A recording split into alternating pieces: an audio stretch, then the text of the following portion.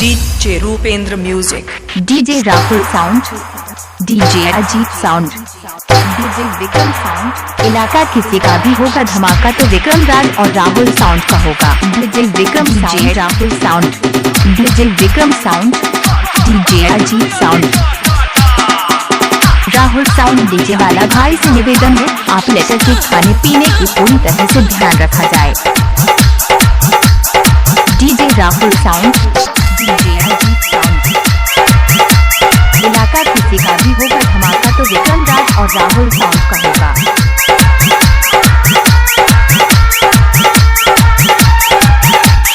Rahul sound DJ वाला भाई से निवेदन है आप लेटर के खाने पीने की पूरी तरह से ध्यान रखा जाए।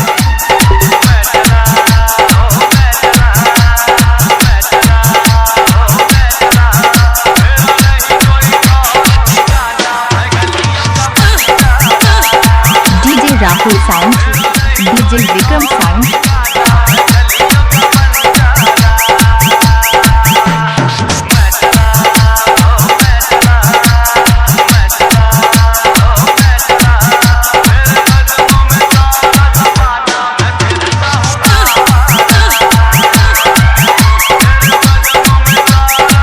DJ Rahul sound. किसी भी काम के लिए साइड बुक करना है तो मनटोली में चले जाइए सीधे विक्रम साउंड के पास या राहुल साउंड के पास। इलाका किसी का भी होगा धमाका तो विक्रम राज और राहुल साउंड का होगा। DJ Rahul sound, DJ Rahul sound, DJ Rahul sound, DJ Vikram sound, DJ Vikram sound, DJ Vikram sound. आप सुन रहे हैं जीतराज प्रेमी की भोजपुरी गाना।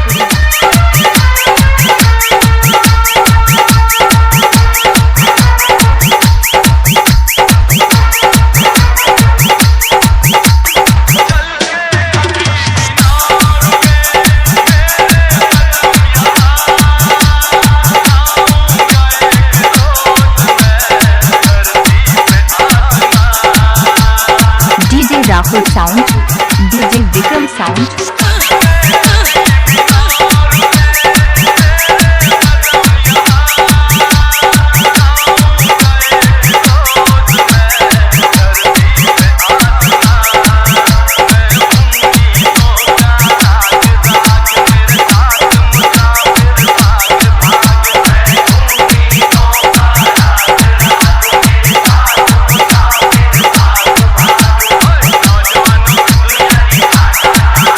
राहुल साउंड,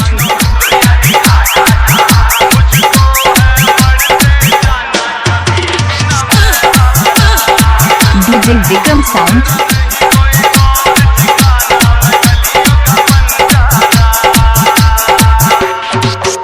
किसी भी गाने पर अपना नाम की वॉइस मिक्सिंग करवाना चाहते हैं तो संपर्क करें जीतराज प्रेमी से। मोबाइल नंबर है 95 21 46 64 73। इलाका किसी का भी होगा धमाका तो विक्रम राज और राहुल साउंड का होगा। DJ Rahul sound, DJ Vikram sound, DJ Ajit sound. शादी विवाह के लिए साइड बुक करना है तो विक्रम साउंड मलटोली से संपर्क करें। मोबाइल नंबर है 93 0 44 14 73। DJ Vikram sound, DJ Rahul sound. आप सुन रहे हैं जीतराज प्रेमी की भोजपुरी गाना।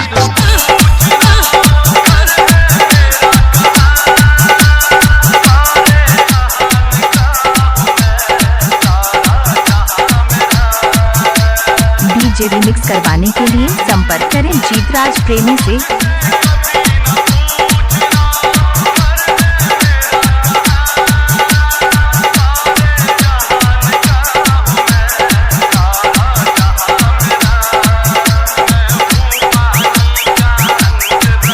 Rahul sound, DJ Rahul sound, DJ Ajit sound, DJ Vikram sound,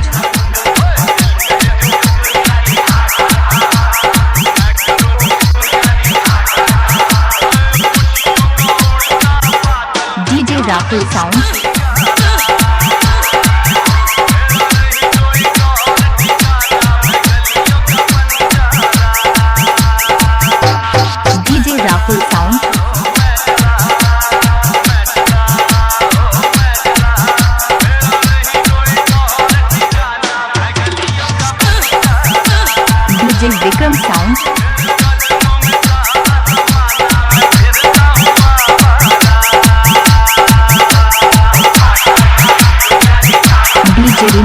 करवाने के लिए संपर्क करें जीतराज प्रेमी से।